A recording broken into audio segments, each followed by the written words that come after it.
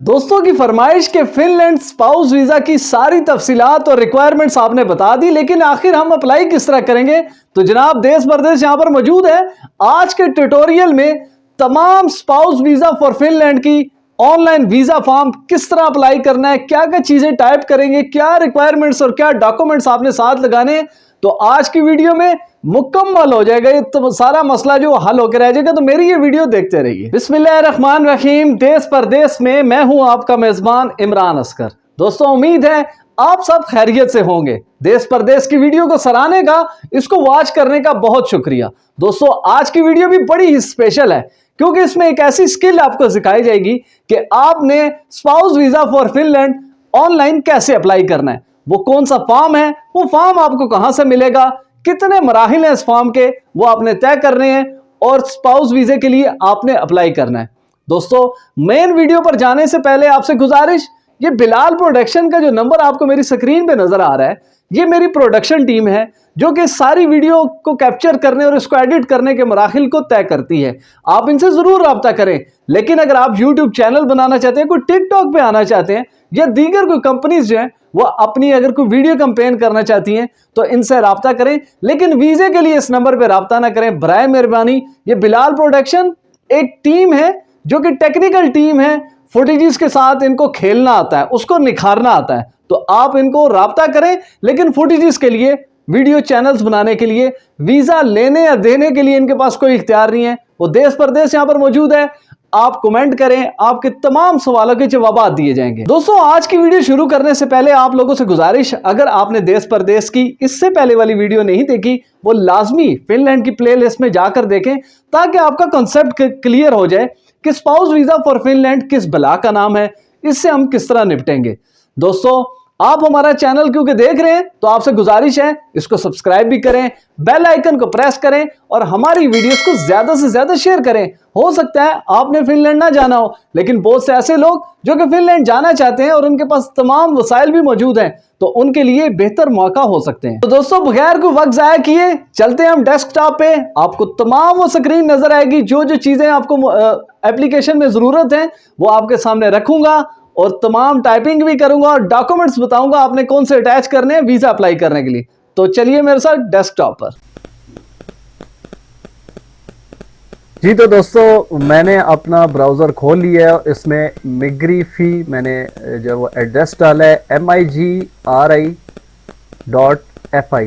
ये आप एड्रेस जहन में रखें। इसको दोबारा एंटर कर देता हूँ आपकी तसल्ली के लिए। और जब ये आप इंटर करेंगे तो डेफिनेटली आपने सबसे पहले अपनी लैंग्वेज जो है वो इंग्लिश ऑलवेज ट्रांसलेट फिनिश, ये आपने लाजमी करना है, क्योंकि ताकि फिनिश की जगह आपके सामने इंग्लिश लैंग्वेज है। तो दोस्तों क्योंकि अब शादी के बाद जो अगला मरला होता है, आपने फिनिश पहुंचना है, फिनलैंड पहुंचना है, तो उसके लिए मेरी कोशिश यही है कि आप खुद से ऑनलाइन अप्लाई करें और इंटर फिनलैंड की वेबसाइट, जो कि इमिग्रेशन सर्विसेज ऑफ फिनलैंड की बाज़ाब्ता ऑफिशियल वेबसाइट है, इसके ऊपर आपने खुद अप्लाई करना है। तो दोस्तों मैं इसमें आ चुका हूं। तो अब I want to apply first residence permit आपका होगा, जो आपकी वेडिंग के बाद जो आपका स्पाउस वीजा है उसके लिए फर्स्ट रेजिडेंस परमिट पे आप क्लिक करेंगे।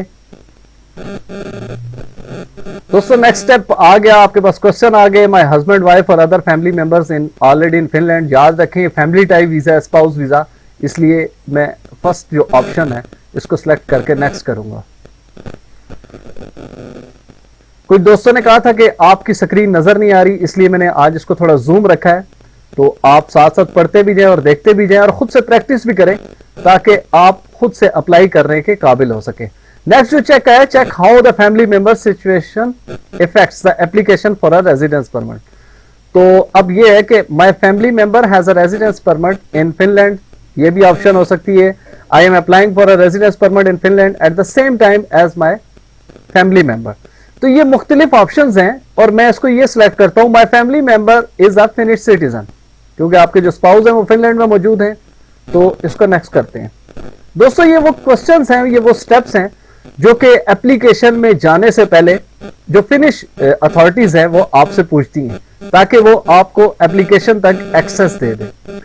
नेक्स्ट जो क्वेश्चन आया है उसमें भी आप ये देख लें, मुख्तलिफ उसमें ऑप्शंस हैं। My family member is my spouse और we are in a registered partnership. तो हम क्योंकि स्पाउस वीजा अप्लाई कर रहे हैं तो पहला ऑप्शन जो है उसको चेक करेंगे, इस पे नेक्स्ट पे चले जाएंगे। इंतहाई आसान अमल है दोस्तों। तकरीबन अगर आपके पास सारे डॉक्यूमेंट्स मौजूद हों तो आप फौरी तौर पे ये अप्लाई कर सकते हैं और घर बैठे कर सकते हैं, ऑफिस में कर सकते हैं, किसी भी जगह जहां आपके पास नेट अवेलेबल होना जरूरी है। अगर आपके पास इंटरनेट की एक्सेस है, आपको किसी दूसरे सहारे की जरूरत नहीं, देश परदेश की वीडियो देखें और अप्लाई करें।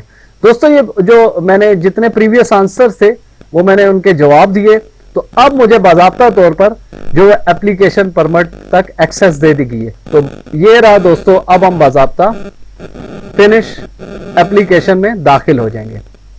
ये देखें, मैंने जो पहले वाली वीडियो में आपको बताया था कि पहला आपका जो रेजिडेंस परमिट स्पाउस वीजा पर मिलेगा, उसके ऊपर जो मैक्सिमम आपकी ड्यूरेशन लगेगी, जो टाइम लगेगा वो 9 महीने होंगे।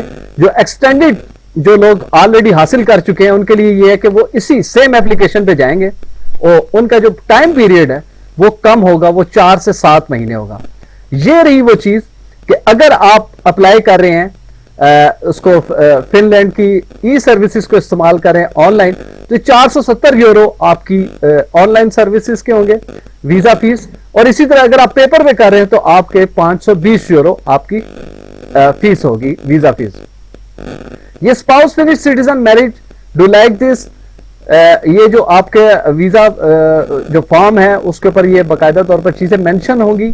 मुख्तलिफ रिक्वायरमेंट्स हैं जिसमें आपका पासपोर्ट, आपका निकाहनामा, आपके जो स्पाउस फिनलैंड में होंगे उनकी सैलरी, उनकी जॉब की डिटेल, अगर वो बिजनेसमैन है, और उनकी दीगर चीजें। ये देखिए जो जनरल रिक्वायरमेंट्स हैं, बेसिक रिक्वायरमेंट्स हैं। You have a valid passport, you have not been banned from entering the country, you do not endanger public order and safety, you are not endangering public health, you are not endangering Finland international relation. ये वो 5 requirements हैं जो हर applicant ने पूरी करनी है और मेरे ख्याल से ज्यादातर लोगों की ये पूरी ही होती है। तो दोस्तों अब हम चलते हैं उसमें बाज़ाब्ता तौर पर एप्लीकेशन में। तो ये रही जनाब आपकी application, fill out the electronic application. हम इसके ऊपर क्लिक करेंगे और हम अपनी जो वीजा एप्लीकेशन है ऑनलाइन उसको फिल करने का प्रोसेस शुरू कर देंगे। दोस्तों कुकीज के लिए होता है, आपने लाजमी आई अंडरस्टैंड करना है। बहुत सारी चीजें जो है वो आपको मिल जाएंगी, क्योंकि मैं ऑलरेडी जो उसको मैंने लॉग इन किया हुआ है। बिल्कुल वही तरीका जो मैंने अपनी पहली वीडियो में बताया, आपने लॉगिन किस तरह क्रिएट करना है। लॉगिन के बाद आपने एंटर फिनलैंड की जो वेबसाइट है उसमें लॉगिन होना है और उसके बाद ये देखें आप लॉग ऑफ इमरान अस्कर, ये बाज़ाब्ता तौर पर लिखा हुआ है। तो ये वो मेरी एप्लीकेशन है जो कि आपके सामने आ चुकी है। Residence permit application for a spouse of a finish citizen. दोस्तों जैसा देश परदेश ने आपको बताया था कि आज हम online spouse visa for finish Finland के लिए अप्लाई करेंगे। तो ये रही जनाब वो एप्लीकेशन, इसके 6 स्टेप्स हैं। तो दोस्तों ये रही मेरी एप्लीकेशन। फैमिली नेम, क्योंकि मेरा नाम फैमिली नेम असगर है, फर्स्ट नेम मेरा इमरान है, इसमें मेंशन है, आप देख रहे हैं। उसके बाद आपकी जेंडर, आप मेल हैं या फीमेल, वो आप पे डिपेंड करता है, आपने उसको चेक करना है। आपकी date of birth, latter part of Finnish personal identity code, अगर आप ऑलरेडी रह चुके हैं या आपने कोई एप्लीकेशन अप्लाई की थी उसका नंबर यहां पे ऐड करेंगे। कंट्री ऑफ बर्थ आपकी पाकिस्तान है, याद रखें आपने पाकिस्तान करना है। Write your place of birth as it appears on your passport, place of birth भी पाकिस्तान है, पाकिस्तान ही लिखेंगे हम। कंट्री सिटीजनशिप, ये भी पाकिस्तान है, इसके ऊपर भी हम पाकिस्तान को सिलेक्ट कर लेंगे। ये दोस्तों तमाम कंट्रीज की चीजें साथ होती हैं। अगर आपके पास कोई फॉर्मर सिटीजनशिप रही है, मिसाल के तौर पर आप बैक वक्त पाकिस्तान और अफगानिस्तान के सिटीजन हैं, तो आप ये दूसरा फॉर्म जो है वो उसको ऐड करेंगे, लेकिन आपकी नहीं है तो इसलिए कोई जरूरत नहीं है आपको ऐड करने की। ऐड सिटीजनशिप, करंट सिटीजनशिप, जाहिर बात है आप पाकिस्तान में होंगे, अगर आपकी सिटीजनशिप चेंज हो चुकी है तो वो देंगे। अगर आप इंडिया की सिटीजन ले चुके हैं तो इंडियन लिखेंगे या इंडिया लिखेंगे, तो आपका ये सामने आ जाएगा। ऐड सिटीजनशिप, अगर इसके अलावा भी कोई है, मिसाल के तौर पर एक बंदे के पास डुअल नहीं, ट्रिपल या 4 टाइम उसके पास नेशनैलिटीज हैं, तो वो भी ले सकता है। नेटिव लैंग्वेज आपकी क्या है? हमारी उर्दू है जनाब, हम उर्दू लिखेंगे, उर्दू आ गई। प्रेफर्ड लैंग्वेज ऑफ कांटेक्ट क्या है? याद रखें स्वीडिश और फिनिश दोनों जुबानें बड़ी आसानी से बोली और समझी जाती है फिनलैंड में, और इंग्लिश भी। हम इंग्लिश समझ सकते हैं, हमारे लिए जरूरी है कि हम इंग्लिश को सिलेक्ट करें। ऑक्यूपेशन क्या है? आप किसी चीज में, अगर मिसाल के तौर पर आप हाउस वाइफ हैं तो आप हाउस वाइफ लिख दें, यही आपका ऑक्यूपेशन है। आप जर्नलिस्ट हैं, आप जर्नलिस्ट लिख दें। कोई भी चीज, ये डिपेंड करता है आपके ऊपर। आप कंप्यूटर ऑपरेटर हैं, वो लिख दें। आप ट्रक ड्राइवर हैं, वो लिख दें। आप टीचर हैं तो वो लिख दें। कोई भी ऑक्यूपेशन जो है आपकी। करंट एजुकेशन आपने क्या की है वो आप बताएंगे। आप यूनिवर्सिटी लेवल पे हैं, बेसिक स्टडीज हैं, सेकेंडरी लेवल है, यानी कि आपने अगर मैट्रिक वगैरह की है, और सेकेंडरी लेवल को आप सिलेक्ट कर लेंगे। कंटेक्ट इंफॉर्मेशन में आपका एड्रेस आएगा, पोस्टल कोड आएगा, सिटी आएगी, कंट्री आएगी, वही पाकिस्तान।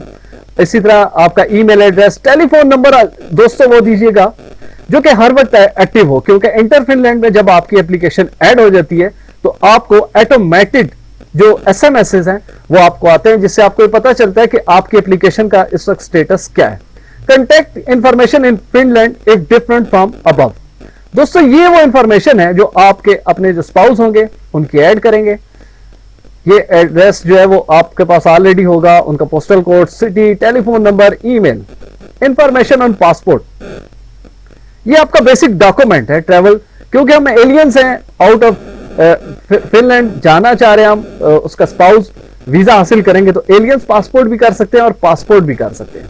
आपका पासपोर्ट नंबर यहां पे आ जाएगा, जो भी आपका पासपोर्ट नंबर है वो यहां पर आप ऐड करेंगे। कंट्री ऑफ इशू हमारी पाकिस्तान है, हम पाकिस्तान करेंगे। अथॉरिटी ऑफ इशू भी नादरा भी है, आप पाकिस्तान कर सकते हैं, नादरा लिख सकते हैं, कोई भी लिख सकते हैं आप। इसी तरह आपकी डेट ऑफ इशू क्या है, तो आप डेट ऑफ इशू लिखेंगे अपने पासपोर्ट की। अगर आपकी डेट ऑफ इशू 12 दिसंबर 2020 है, याद रखें ये वैलिड होनी चाहिए। ये ना हो कि आपका पासपोर्ट एक्सपायर हो और आपने दी हो। 2000 सॉरी मैं गलत लिखा, मैं इसको ठीक कर देता हूं। आपकी 12 दिसंबर 2020 ये आपकी इशू डेट होगी।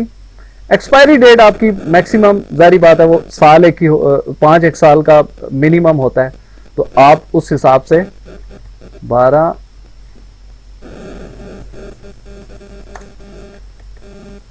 दिसंबर 2025 ये आपकी एक्सपायरी डेट आ जाएगी। तो ये वेरीफाई हो जाएगा कि आपकी जो पासपोर्ट है वो वैलिड है।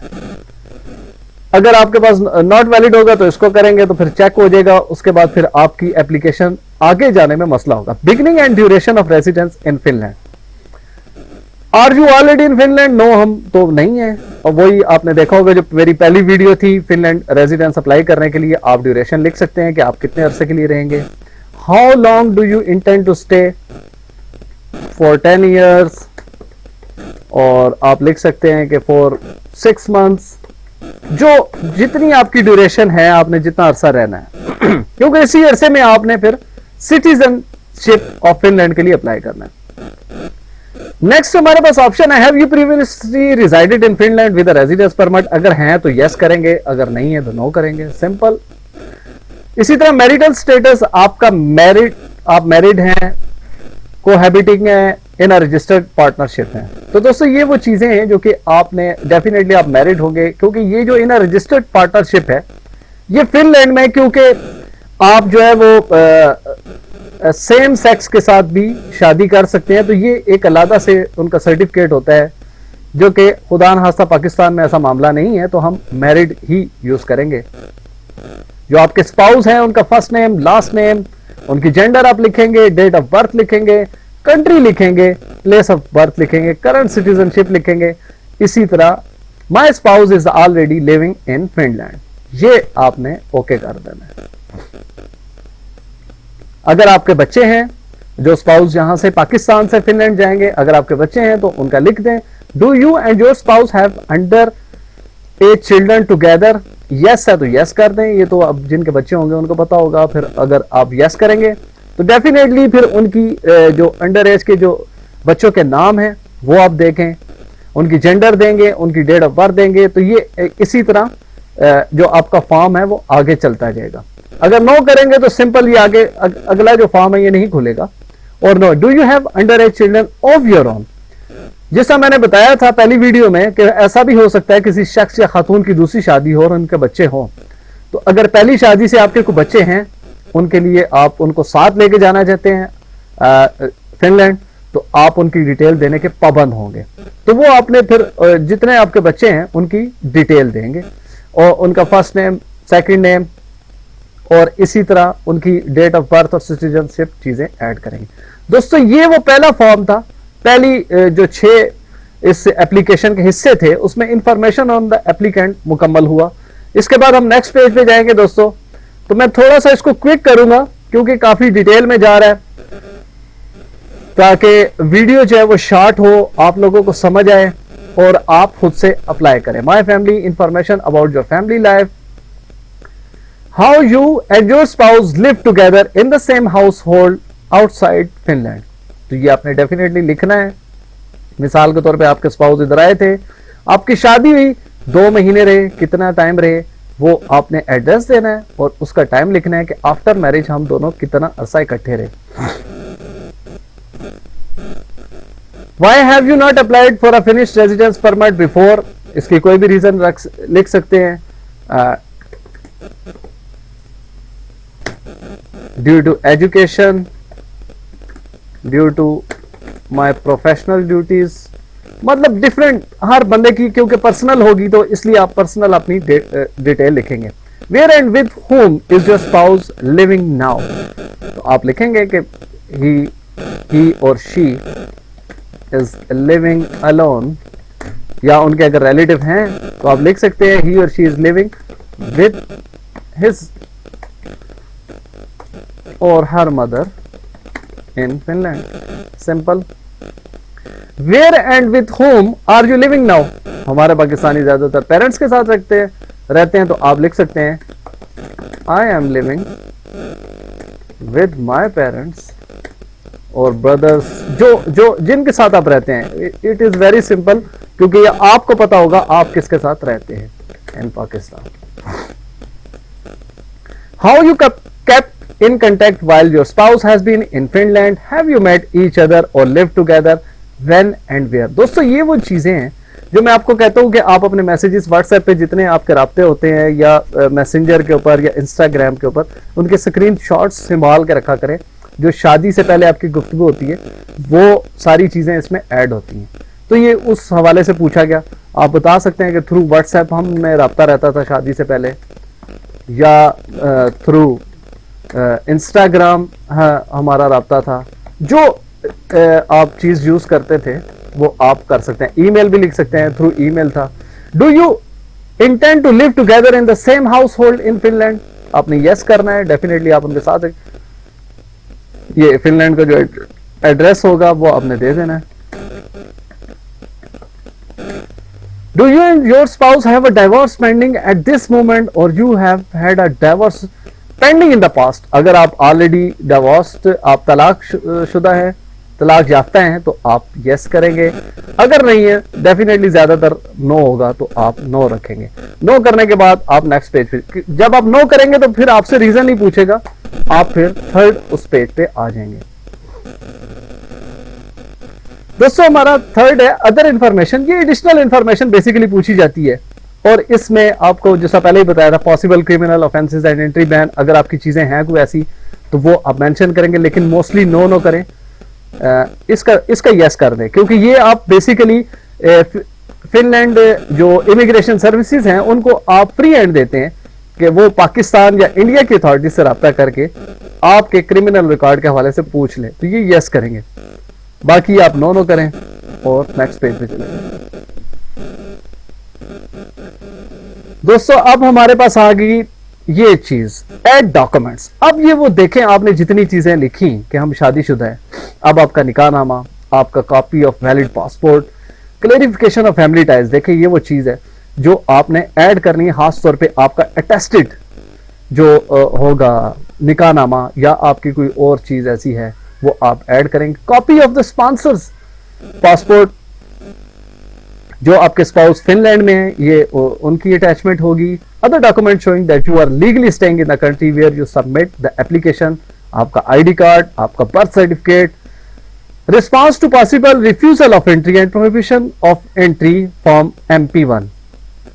दोस्तों ये MP1 उस वक्त होता है कि जब आप ऑलरेडी आपने अप्लाई किया और किसी वजह से आप वहां पर नहीं जा सके, आपके ऊपर कोई एलिगेशन था या कोई और मसला था, तो वो जो आपका रिफ्यूजल हुआ, बेसिकली ये फॉर्म MP1 वो होगा और इसको आप अपना नाम और दीगर तफसीलात लिख के यहां पर अटैच करेंगे और जितनी चीजें अटैच करेंगे याद रखेंगे स्कैन करेंगे।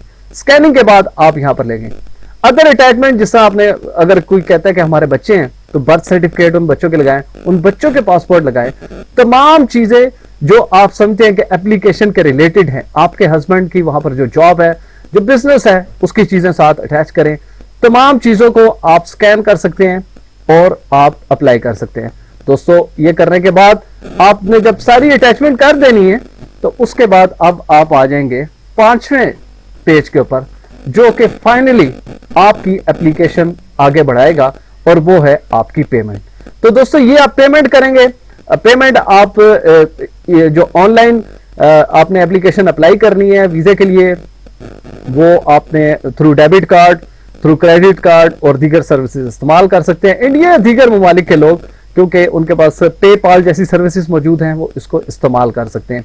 जैसे ही आप अपनी फीस पे करेंगे जो कि 420 यूरो है ऑन ई सर्विसेज, तो उसके बाद जो आपके पास वाउचर आएगा उसको ऐड करेंगे 6ठे पॉइंट में और आपकी एप्लीकेशन सबमिट हो जाएगी और आपका जो स्पाउस वीजा फॉर फिनलैंड है उसका बाज़ाब्ता तौर पर आगाज हो जाएगा। दोस्तों मैंने कोशिश की कि आपको तमाम चीजें जो है वो बयान करूं और समझाने की कोशिश करूं, और जैसा मैंने पहले कहा कि अगर आपने फिनलैंड नहीं भी जाना तो एटलीस्ट आपके पास एक स्किल आ गई है, आप किसी की हेल्प कर सकते हैं कि आप बगैर किसी की मदद लिए इंटरनेट के जरिए आप ई सर्विसेज को इस्तेमाल करते हुए, एंटर फिनलैंड की वेबसाइट को इस्तेमाल करते हुए आप फिनलैंड का वीजा, स्पाउस वीजा अप्लाई कर सकते हैं। तो अब दोबारा हम चलते हैं, स्क्रीन पे आपसे थोड़ी और बातें भी करनी है। जी दोस्तों, मुझे उम्मीद है कि जो मैंने आपको ट्यूटोरियल सिखाया इससे आपको बहुत सी मालूमात मिली होंगी। अगर आप फिनलैंड ना भी जाएं तो ये वीजा फॉर्म फिल करने का एक ऐसा प्रोसेस है, एक ऐसी स्किल है कि आपने देखा होगा लोग लाखों रुपए लेके वीजा फॉर्म को फिल करते हैं। तो एटलीस्ट ये स्किल आप सीख सकते हैं। मैंने ये सोचा कि इस वीडियो का दूसरा मकसद ये है कि अगर आपने फिनलैंड नहीं भी जाना तो आप वीजा फॉर्म को फिल करना, किसी की मदद कर सकते हैं, इससे अर्निंग भी कर सकते हैं। तो ये डिपेंड आप पे करता है कि आपके अंदर कितना टैलेंट है।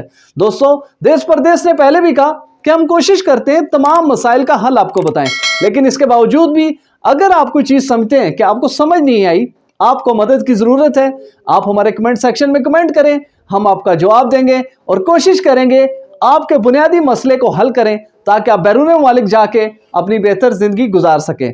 तो देखते रहिए देश परदेश इमरान अस्कर के साथ।